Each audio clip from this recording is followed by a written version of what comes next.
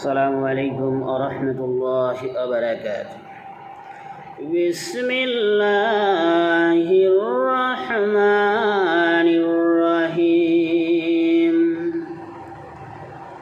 يا بني إسرائيل اذكروا نعمتي التي أنعمت عليكم وأني فضلتكم على العالمين. বলেন আল্লাহু আকবার।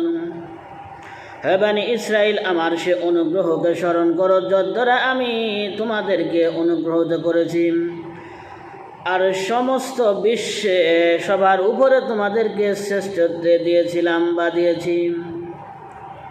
মহান রব্বুল আলামিন সূরা বাকারা ৪৭ নম্বর আয়াতে বলতেছে, হে বনি ইসরাইল,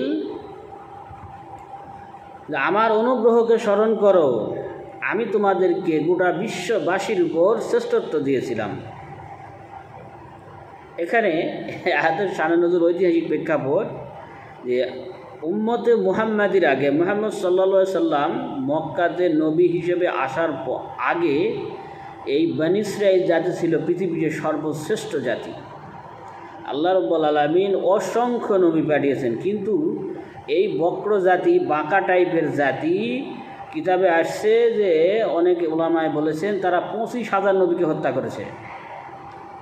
তারা ২৫,০০০ এবং তাদের অত্যন্ত পাপাচারের কারণে মহান রব্বুল আলামিন তাদেরকে শ্রেষ্ঠত্ব থেকে নামিয়ে দিয়েছেন।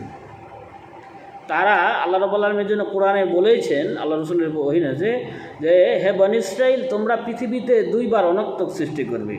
আল্লাহ বলতেছেন প্রতিষ্ঠিত সেই সময় যখন এসলো, আল্লাহ রাব্বুল আলামিন তাদের বিরুদ্ধে প্রেরণ করলেন আল্লাহ রাব্বুল আলামিনের কঠোর যোদ্ধা বান্দাদের, মানে এই পৃথিবী থেকে কিছু যোদ্ধা বান্দাদের, তারা তাদেরকে লাঞ্ছিত করে, অপমান করে তাদের বাড়িঘর থেকে বের করে দিয়েছিল।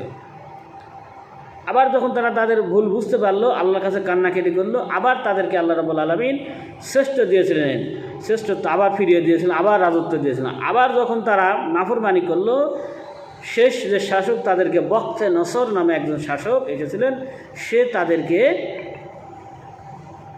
অত্যাচার করে, নিপীড়িত করে, নিষ্পেষিত করে, ঘর বাড়িগুলো ধ্বংস করে দিয়ে তাদেরকে নির্বাসনে পাঠিয়েছিলেন। আর বর্তমান অবস্থা দেখতেছেনি, তাদের এই নাফরমানিকে আল্লাহ রাব্বুল আলামিনের ফেরেশতাদের সমস্ত মাখলুকের অভিসম্পাদ তাদের উপর, যার কারণে পৃথিবীতে তাদের নির্দিষ্ট কোনো ঠিকানা নেই। দেখেন বর্তমানে জেরুজালেম, মসজিদুল আকসা, দেখেন না, আসলে পৃথিবীতে এদের কেউ ভালোবাসে না, এদের নিকৃষ্ট পাপাচারের কারণে।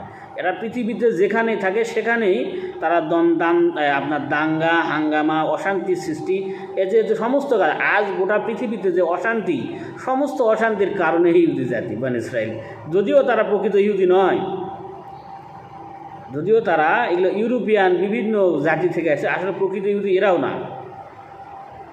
আল্লাহ রসুল মুহাম্মদ সাল্লাল্লাহু আলাইহি ওয়াসাল্লামকে তারা অসংখ্যবার হত্যার চেষ্টা করেছে।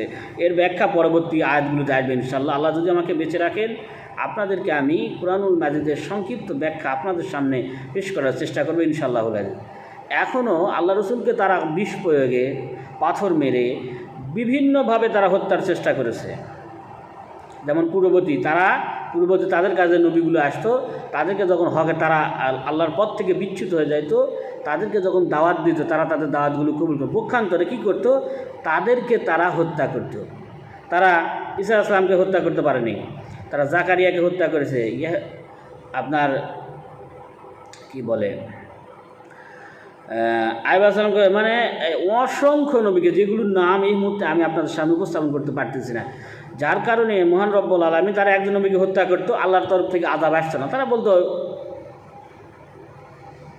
নবীদেরকে হত্যা করলেও তো আমাদের কোনো সমস্যা নাই। এই জন্য তারা আরও বেশি পাপাচারে মেতে উঠত, বিভিন্নভাবে তার নবীদেরকে তারা অত্যাচার করত। তারা এমন জাতি, আল্লাহ রসুলের মৃত্যুর পর তাদের লাশটাও সে চুরি করতে গেছিল। তারা এমন জাতি, আল্লাহর রসুলের মৃত্যুর পর তার লাশটা পর্যন্ত তারা চুরি করার পরিকল্পনা করেছিল, শেষ পর্যন্ত ধরা খেয়েছিল। এই আলোচনা ইনশাআল্লাহ সামনে আসবে। আল্লাহ যদি বেঁচে রাখেন এই আলোচনা আপনাদের সামনে পেশ করব ইনশাআল্লাহুল আজিজ। সুবহানাকা আল্লাহুম্মা ওয়া বিহামদিকা আশহাদু আল্লা ইলাহা ইল্লা আনতা আস্তাগফিরুকা ওয়া আতুবু ইলাইক।